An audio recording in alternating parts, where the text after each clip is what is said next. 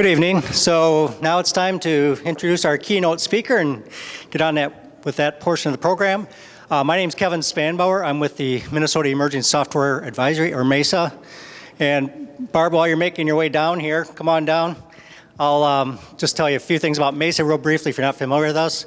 We are a mentoring organization focused strictly on the software product industry. We've been around about 5.5 years now. And typically our program lasts 18 to 24 months on average for a software entrepreneur who's trying to build a software company. We have a team of about 15 mentors currently working with folks to help them launch their companies. Barb's been a part of that. Come on down, Barb.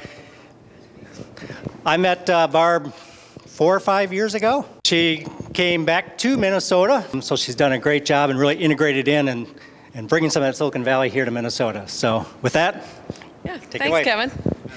Hey, good evening, everybody. So, well, thank you. I'm so excited to be here. I'm sure like these seats are kind of giving you the seventh inning stretch desire, right? It's pretty, these are very challenging for a long period of time. What I'd like to do is just spend the next 15 minutes with you and just share a little bit about, Lois had asked me to just talk about the differences that we're seeing between Silicon Valley and the Twin Cities.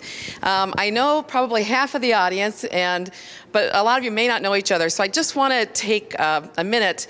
For those of you that are entrepreneurs and have your companies here and presenting, would you mind just standing up? And we would like to kind of look, the ones that are not servicing, but the ones that actually are the companies, the owners, the founders.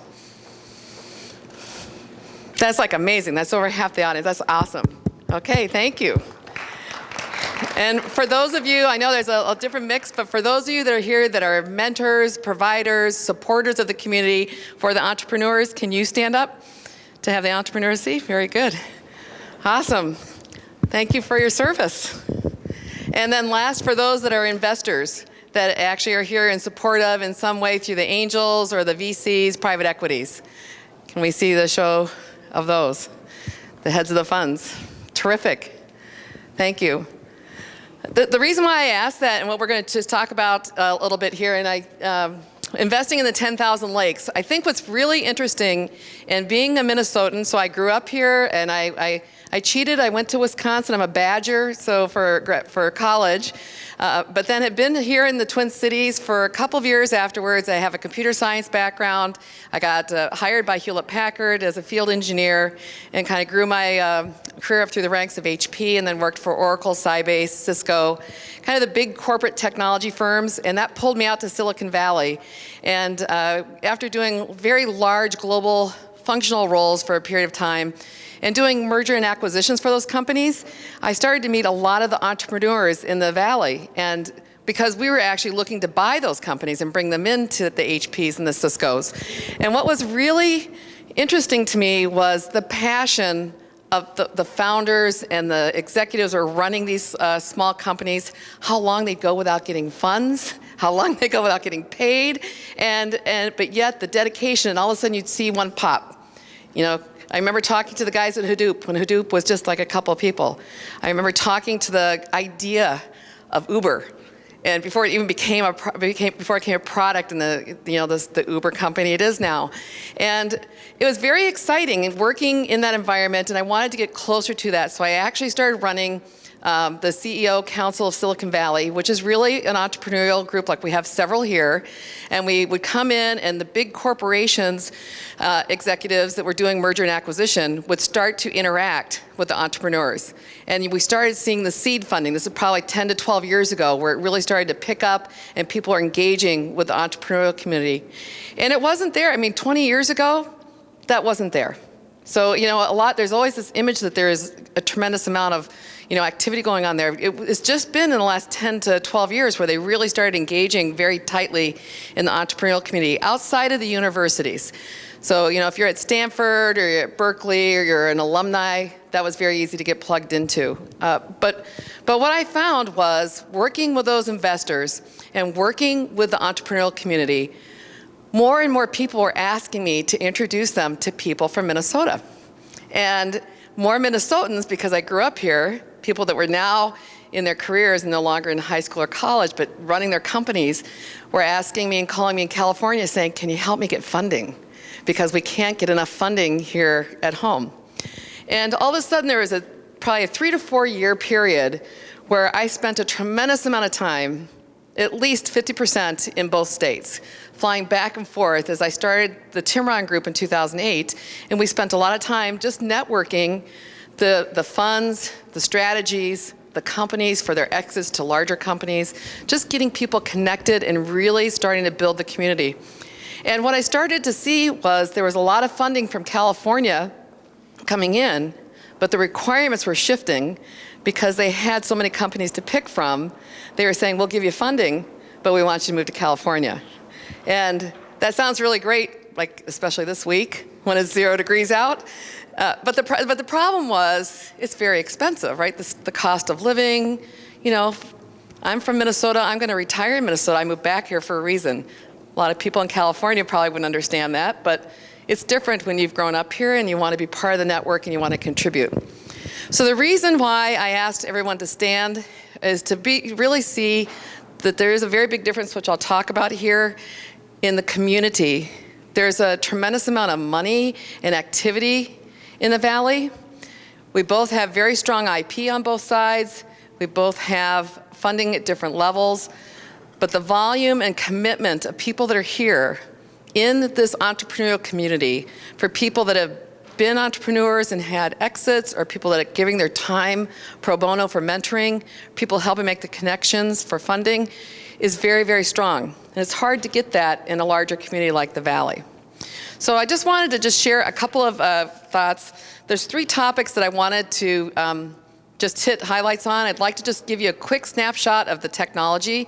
There's some really amazing research that happens in first quarter with the investor community in the Bay Area. It's actually coveted on a global basis. A lot of people will get invited, for example, to the JP Morgan conference or JMP Securities. The analyst conferences start to show the trends that are going on for companies that are being invested in. Most are technology, but a lot are consumer. I mean, it could be, products for the consumer as well. We're seeing heavy consumer, heavy healthcare, tremendous amount in technology as you would expect in the Valley. But also, where are the investments occurring, and then the differences that I just started to talk about. So if we go on, we've talked a little bit about Timron Group. I want to look at the Blizzard slide. If you go 2 slides beyond. This is a snapshot of just what happened out there on a global basis in Silicon Valley during Q1. So January, February, and some are still coming up in March. Each of these firms are investment firms or the Angel Capital Association, where people are actually looking for companies like yourselves to invest in. And some of them are research ones that actually give the good data points that tell us where they're going to spend the money. And if you're running your own company and you're looking for that research, I'm sure you're familiar with some of these that are up here because they actually really give kind of the roadmap of where people are starting to, the trends that are occurring and where money's being spent. But what's really interesting, like for example, I went to the JP Morgan conference in early January, and there were hundreds of presentations, hundreds in 4 days. Over $4 billion where checks were written in 4 days for people that showed up. So for those of you that are entrepreneurs, you have 15 minutes on stage, you have 15 minutes for Q&A. Thank you very much. You get out of the room, and there's a group of probably 50 to 60 people that are investment angels or VCs or private equity, and they sit down and they listen and they rank and score, and then they'll follow through with you and actually place investments. Very powerful for a couple of reasons. One, if you're an entrepreneur and you are able to be invited to these types of events, lots of people see you really fast. You would never go to that type of event like JP Morgan unless you're beyond Series A. So you really need to understand your age and your stage and your audience. So understanding your age and stage for your company and knowing when is it angel, when is it A, when is it B, and or beyond, will help guide where some of these organizations, you have the opportunity to come in and present. The second one, though, if you look at, for example, HG Capital is a multi-billion-dollar private equity firm, and you would think as an entrepreneur, what would an $11 billion global private equity firm want to talk to me about? These private equity firms, and what's changing is the angels have now becoming uber angels, and the venture capitals are kind of being squeezed. The private equity who have run these multi-billion-dollar funds want to get into the game earlier. So they're starting to form startup funds or early stage funds. So as you think about moving from angel into your Series A or Series B raises, et cetera, don't be surprised if somebody like an HG Capital, who normally only deals with multi-billion-dollar type transactions, are now starting to get in the game and wanting to talk.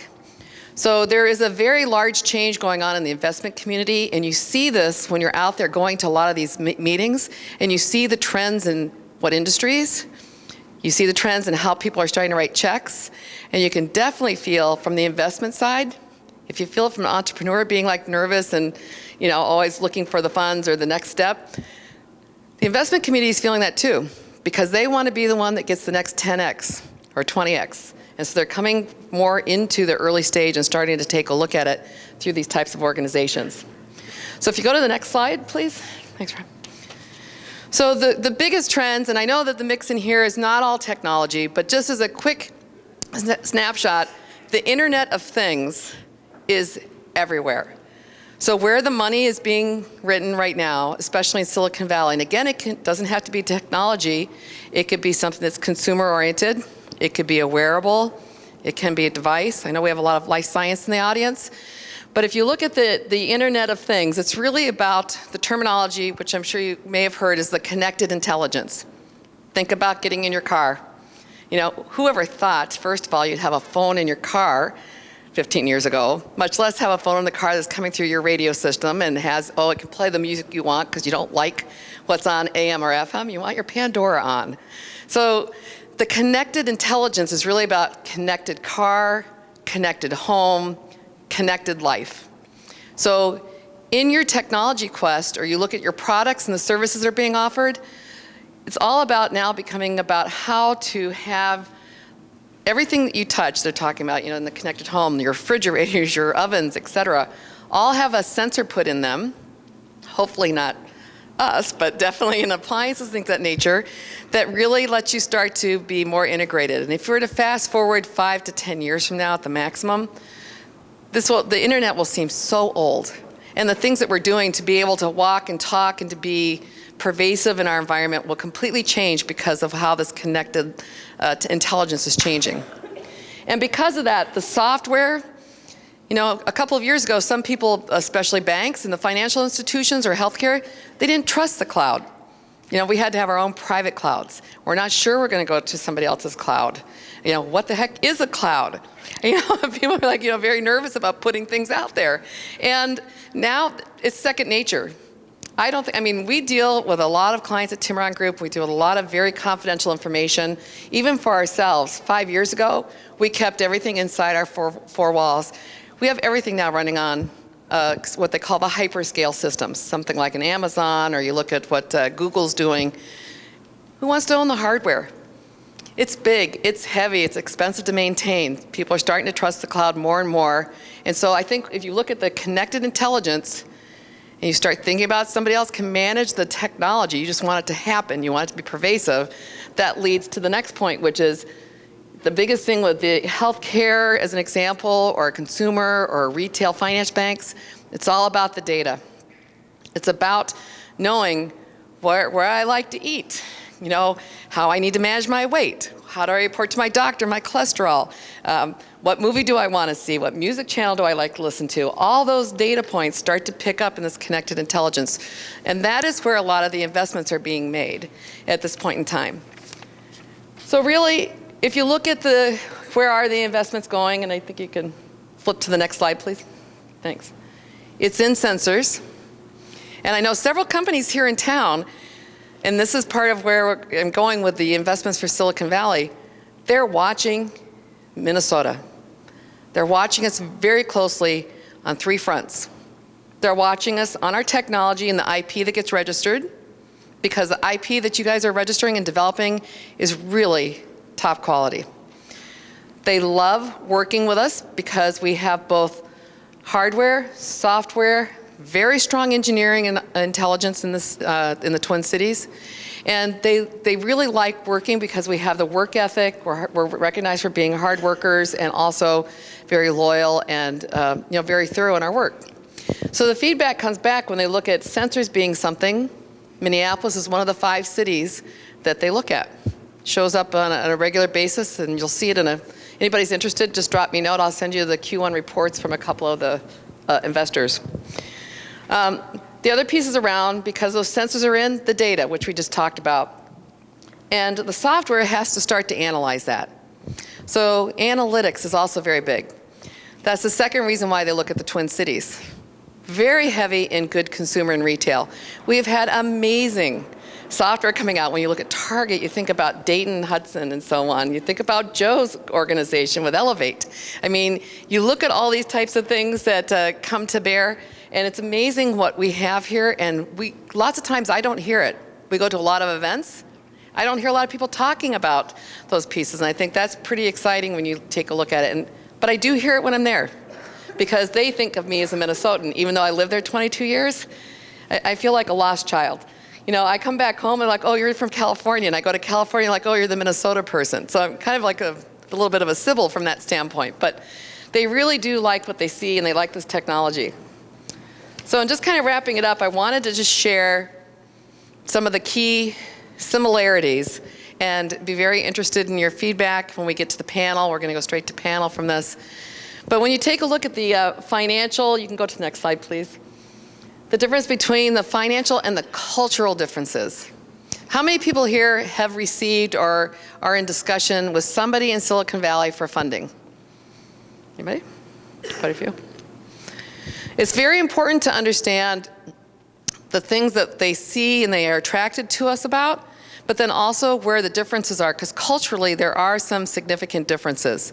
And being in the entrepreneurial community here now at home and working with several of you that help in the entrepreneurial community, sometimes it gets very frustrating because you go out there and you get dismissed before you even finish.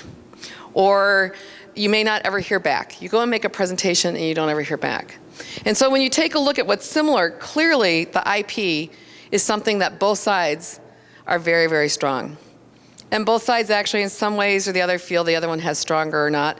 But it is definitely there. You look at the number of patents and what we're putting out across industry, it's amazing. The big difference is we know there's a tremendous amount of capital there, right? I mean, it's just a very wealthy neighborhood, and it just continues to grow. Money makes money, and people invest in that. When you take a look at here, we've got limited resource from that standpoint. But what we have in reverse on the last point is they have velocity and capacity. And what I mean by that is because they have more money, they can put into more entrepreneurs, to more businesses. Those entrepreneurs do their launches. They become investors themselves. They become mentors. And the community just continues to really have that volume and velocity. And I see that here in Minneapolis as well. But what we have that's stronger is exactly what this event is about tonight. The fact that we have so many people sitting here that are either very passionate about the businesses that you've designed and running, or people are passionate about helping to get that escalated and help you get out into the next phase of your age and stage of the company, that's different. And that is one of the key things, I think, as we move into the panel discussion, that as we talk about what we can do to help each other and to help really kind of get into whether it's funding or a strategy or looking how to leverage to partner with other companies, you know, across. It's really not about Silicon Valley, the Twin Cities. It's a virtual space at this point. Everything is social. And the key thing is to know how can we help each other and the networks we have, and how do we be able to engage more rapidly. And specifically, I was asked to talk about why more with Silicon Valley. So on the last slide on how to engage, I just wanted to share with you a couple of quotes, because I actually talked to some of my friends that were on that Blizzard slide in the beginning and said, I've got to talk to this organization. I'd like to get your thoughts on, do you look at Minnesota, and why do you look at Minnesota? And right away, this is one, I can't tell you which ones are which, but they're on that first slide, was I love the companies in Minnesota. We have invested several times in both your consumer and software companies and done very well. It's one of the very large, one of the top 5 private equity firms. It's a great place to build companies, strong work ethic, solid educational systems, and extremely smart people. That is definitely a brand. It was really interesting. Minnesota ran a campaign. There's a Highway 101 that's out there that's an absolute nightmare. It's 5 or 6 lanes either direction. If you're not on it by 4 o'clock, you're going to be on it for 2 or 3 hours to get home. And Minnesota ran a campaign and it had a picture of like a state park with a little trail going through it. And on it said, if you lived in Minnesota, this would be your backyard. It was the absolute best ad campaign I ever saw, and I can assure we probably got some really good engineers to move out of the Bay Area back here, just from the traffic on that alone. So, and then the last is we have one of our top 2 cities that we scout for life science technologies. How many in here are in the life science space? There you go. They are, a lot of the companies out there are now slicing private budgets and private funds, and they're looking at Minneapolis and St. Paul, and they're looking at Cambridge, Boston, which you would expect. And those are the 2 spots, and we're starting to see a lot of the funds be carved out to that. So in closing, what I would say is the biggest change and why I got so excited to come back home was, 1, we were making the connections. I'm still probably 50-50 between the Valley and here because a lot of our clients were headquartered in both spots, and because of the nature of our business and technology, we're there a lot. But the biggest change I've seen in the last probably 5 to 7 years is our infrastructure for these types of events to help each other. Yeah, Go for Angels, as an example, putting it together. Sophia Fund, you've got funds that are actively really starting to say, what can we do to help? You have the programs that you heard from both Ernest and Pat. We have facilities like COCO as an example, and now we've got the new Venture Lake starting up in the coalition. The infrastructure here is now becoming extremely strong. You think about Google and Microsoft and the investments they're making in the Twin Cities. They're coming here. The investors, big investors, still are going to Chicago, and that's okay. We want to invest in our own companies. That's nice. But at the same time, our infrastructure is getting very strong, and I would encourage us to really leverage that together and find our way to continue to really grow the great momentum that we have. And I wish you all the very best. And if there's anything that we can do to help, the panel will be coming up here now, I believe, and we can actually get into the discussions and Q&A. Thank you.